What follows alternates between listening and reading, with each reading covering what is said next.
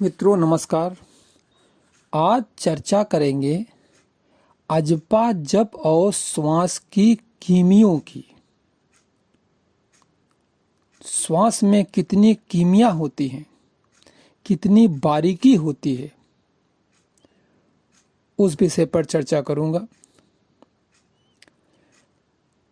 ये तो आप जानते ही हैं कि जीवन संचालन के लिए श्वास ही एक प्रमुख क्रिया है। यह क्रिया स्वतः अपने आप ही चलती रहती है और इसको बहुत ही आसानी से अनुभव भी किया जा सकता है।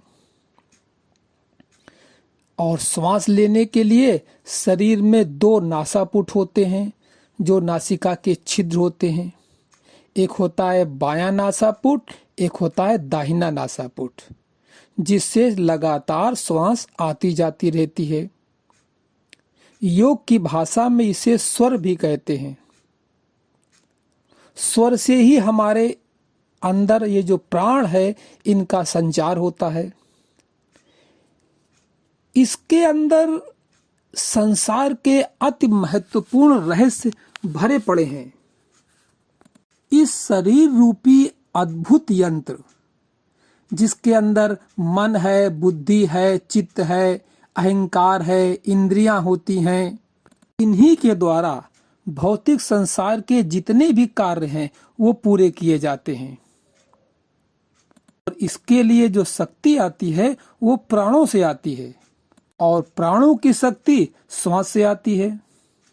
इसी कारण शरीर में श्वास का विशेष अस्तित्व है, विशेष स्थान है, विशेष महत्व है।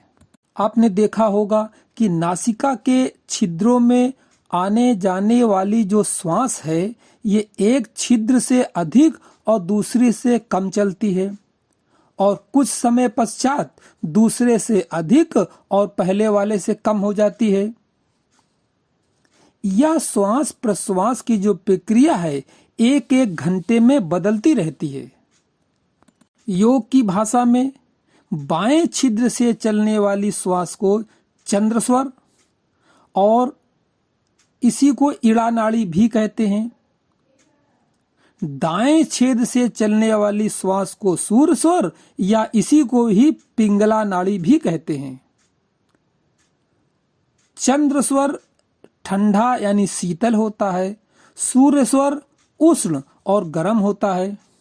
और इसी के साथ साथ एक समय ऐसा भी आता है जब दोनों नासिका छिद्रों से एक समान श्वास चलती रहती है।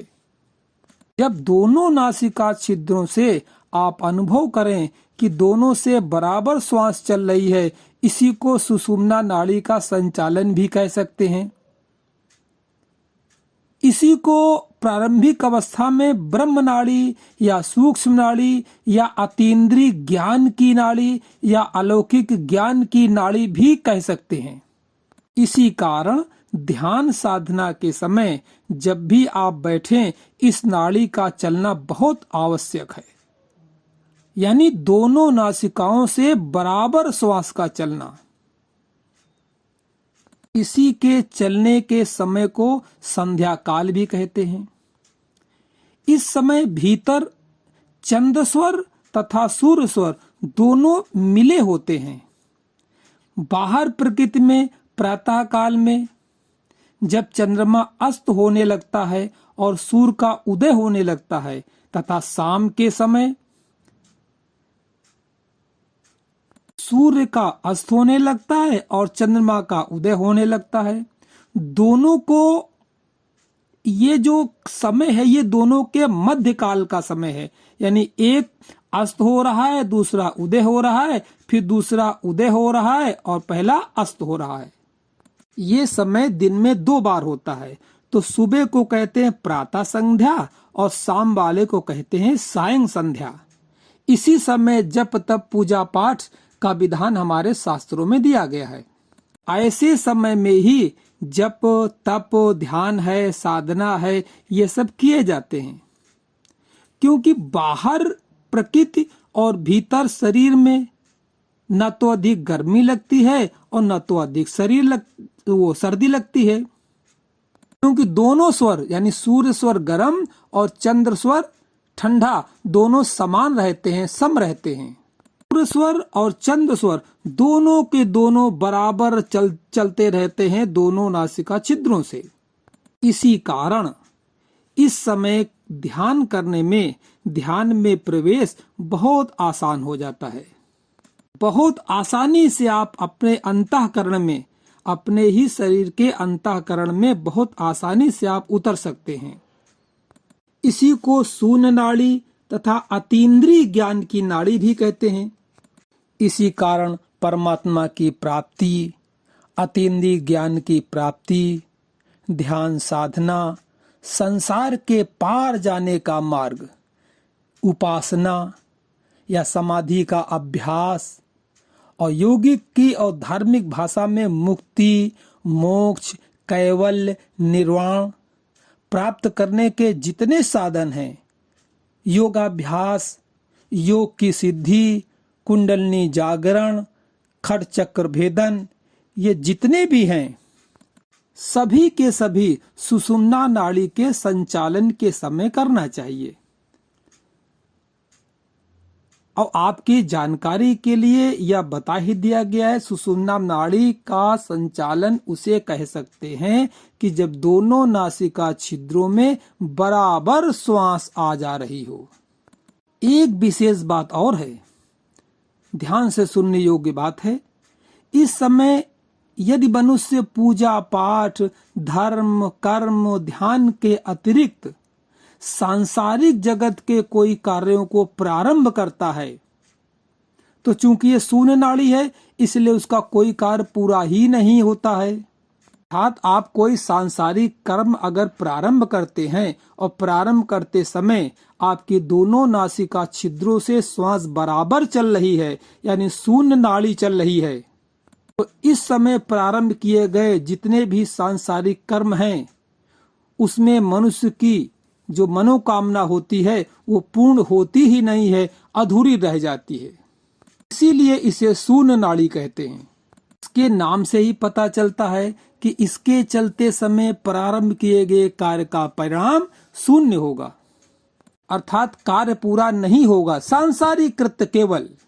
यहीं पर एक विशेष बात यह है कि इस नाड़ी के चलते मनुष्य ध्यान के माध्यम से अपने अंतर जगत में प्रवेश आसानी से कर जाता है। इसी सुषुम्ना नाड़ी के स्वर को सम स्वर, शून्य स्वर, खाली स्वर या रिक्त स्वर भी कहीं कहीं आपको सुनने को मिलेगा।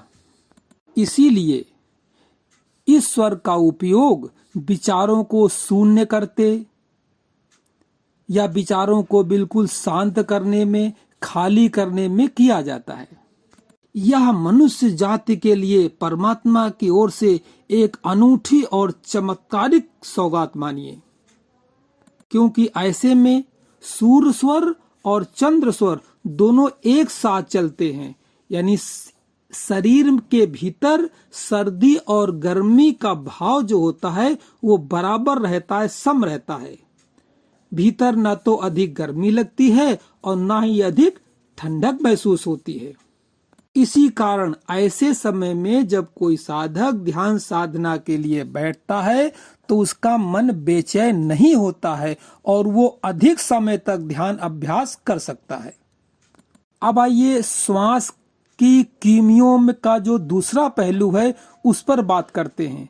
सांसारिक स्थिर कार्य जितने हैं, जैसे स्वाध्याय है, अध्ययन है, विद्या प्राप्त करना है, दान करना है, धर्म की दीक्षा लेनी है या मूर्ति की स्थापना करनी है, मकान का शिलान्यास करना है, अपने कारोबार के लिए दुकान प्रारंभ करना है या गृह प्रवेश करना है या संगीत सीखना है, गायन सीखना है, नृत्य सीखना है, वस्तुओं का भंडारण करना है, धन का संग्रह करना है, दवाओं औषधियों का सेवन करना है या औषधियों का निर्माण करना है, आभूषण रत्न आदि सब धारण करने हैं, इन सब स्थिर रहने वाले कामों के लिए जो शुभ स्वर होता है वह चंद्र स्वर होता है। यानी इड़ा नाड़ी के चलने पर, यानी चंद नाड़ी के चलने पर अगर यह कार्य प्रारंभ किए जाते हैं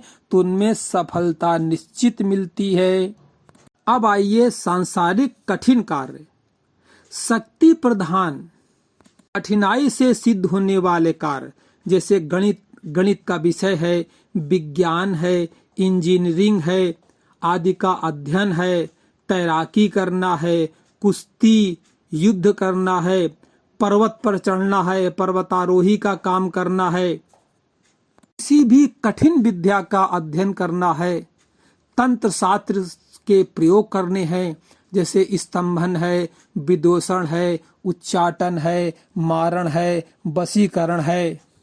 ऐसे काम जिनको करने के लिए मस्तिष्क में अधिक सोच विचार करने की ऊर्जा की आवश्यकता पड़ती हो, उन्हें सूर्य स्वर यानी गर्म स्वर यानी पिंगला नाड़ी के समय उनको शुरू करना चाहिए। को ऐसा और विशेष समझ लीजिए, ऐसा नहीं कि जब जब ये स्वर चलें तभी तब आप ये इस प्रकार के काम करें। जैसा आमतौर पे लोग ज्योतिष शास्त्र के अनुसार पूछते हैं ना कि पंडित जी हमें ये काम प्रारंभ करना है, हम कब शुरू करें, उसके लिए है। यानी सांसारिक स्थिर कार्य जब प्रारंभ करने हो तो उस समय चंद नाड़ी चल रही हो तब प्रारंभ करें, या कठिन कार्य जो हमने बताए उनको प्रारंभ करना हो तो जब सूर्य स्वर चल रहा हो यानी दाहिना स्वर चल रहा हो उस समय प्रारंभ किए गए कार्य सफल होते हैं। और ऐसे में अगर आपने गलती कर दी कि कोई सांसारिक कृत्य प्रारंभ करने जा रहे हैं और आपके दोनों नासिका छिद्रों से समान रूप से श्वास चल रही है यानी शून्य स्वर चल रहा है, शून्य नाड़ी चल रही है, तो उन कामों में सफलता नहीं मिलेगी। अब बात आती है कि आखिर स्वरों को अपनी इच्छा अनुसार कैसे चलाया जाए। शरीर में अगर अधिक गर्मी महसूस हो रही है, बुखार आ रहा है, बीमारी के कारण शरीर तप रहा है यानी शरीर गर्म है, तो बायां स्वर यानी चंद नाड़ी चला करके शरीर को शीतल कर लेना चाहिए। इसके लिए दाई नासिका का जो छिद्र है वो धीरे धीरे बंद हो जाएगा, तो बाई नासिका यानी चंद स्वर अपने आप चालू हो जाएगा। अब एक काम करें, बंद करने का तरीका क्या है, एक रुई की गोली बना करके आप दाहिनी नासिका के छिद्रों को उससे बंद कर लें तो कुछ देर बाद देखेंगे कि बाई नाड़ी यानी चंद्र स्वर यानी जो शीतल स्वर है वो आपका चालू हो गया है। एक तरीका ये है। दूसरा तरीका ये है कि आप दाएं करवट थोड़ी देर के लिए आराम से लेट जाएं, यानी ऐसे लेटें कि जैसे दायां स्वर आपका नीचे हो और बायां स्वर ऊपर की ओर हो, तो धीरे धीरे बायां स्वर अपने आप चालू हो जाएगा। और इसके विपरीत यदि कभी बहुत सर्दी लग रही हो, बारिश में कहीं फंस जाएं, ठंड से कांपने लगें, जुखाम आदि होने का आपको भय हो, तो वहां तो आपको जल्दी में कहीं रुई मिलेगी नहीं। तो एक काम कर सकते हैं कि हाथ से ही किसी प्रकार अपने बाएं छिद्र को यानी चंद्र स्वर को कुछ देरी के लिए बंद कर लें, तो आपका दायां सूर्य स्वर चालू हो जाएगा। या सुविधा हो तो कहीं बाईं करवट लेट जाएं तो बायां नथुना नीचे हो जाएगा और दाहिना नथुना ऊपर हो जाएगा। धीरे धीरे दाहिने नथुने से श्वास आने जाने लगेगी यानी सूर्य स्वर से वायु आने जाने लगेगी और धीरे धीरे शरीर भीतर से गर्म हो जाएगा। इसी का और प्रयोग करिए कभी। यदि कभी स्वाद के कारण कहीं दावत वगैरह में जाएं और अत्यधिक आपने भोजन कर लिया है, भोजन पच नहीं रहा है, तो बाईं करवट आराम से लेट जाएं, तो बाईं करवट लेटने से जो आपका दाहिना स्वर है ये चालू हो जाएगा और ये स्वर होता है गर्म। अंदर गर्मी पैदा होने के कारण भोजन जो है आपका जल्दी पच जाएगा। इससे कब्ज है, गैस है, एसिडिटी है, ये सब नहीं होगा, पेट खराब नहीं होगा। अब दूसरे पहलू पर आते हैं। ध्यान साधना करने में आप जब बैठे हैं तो मान लिया आपके पास समय है या समय नहीं है, उस समय कौन सा स्वर चल रहा है, कौन सा नहीं चल रहा है, तो उसको सेट कर पाना बहुत कठिन हो जाता है कि दोनों नासिकाओं से समान स्वर चालू हो। क्योंकि ऐसे समय में अगर ध्यान करेंगे कि मान लिया चंद्र स्वर अधिक चल रहा है या सूर्य स्वर अधिक चल रहा है, तो कभी भीतर ज्यादा गर्मी महसूस हो रही है, कभी भीतर ज्यादा सर्दी महसूस हो रही है, तो मन भी आपका विचलित रहेगा, ध्यान कर नहीं पाएंगे, भीतर एक बेचैनी महसूस होगी। तो ऐसे में करना क्या है, आपको आराम से बैठे बैठे आसन में अपनी अध खुली आंखों के द्वारा नासिका के अग्रभाग पर एक 3 या 4 मिनट के लिए लगातार देखने का प्रयास करें। दोनों आंखों से नासिका के अग्रभाग पर अगर लगातार देखने का प्रयास करेंगे तो धीरे धीरे देखेंगे कि श्वास का स्वर दोनों नासिकाओं से समान हो गया है और सुषुम्ना नाड़ी चालू हो गई है। और इसके चलने पर ध्यान की जो बेचैनी है, घबराहट है, उतावलापन है या ध्यान न करने का मन कर रहा है, ये सब अपने आप ही ठीक हो जाएगा और मन शांत होकर ध्यान की क्रिया में लगातार संलग्न हो जाएगा। तो ये रही आज की चर्चा में अजपा, जप और श्वास की कीमिया। अब इस वक्तव्य में कहीं भी आपको कोई शंका उठे, उसका समाधान करना चाहते हो, कोई प्रश्न हो, तो आप कमेंट में लिख दें, उसी के ऊपर वीडियो बना के आपको भेज दिया जाएगा। लगातार ध्यान की प्रक्रियाओं से जुड़ने के लिए मेरे चैनल को सब्सक्राइब कर लीजिए, बेल आइकन दबाइए, ताकि अगला इसके ऊपर जो भी वीडियो बने वो आपको तुरंत उसकी सूचना पहले से पहले मिल जाए। नमस्कार, धन्यवाद।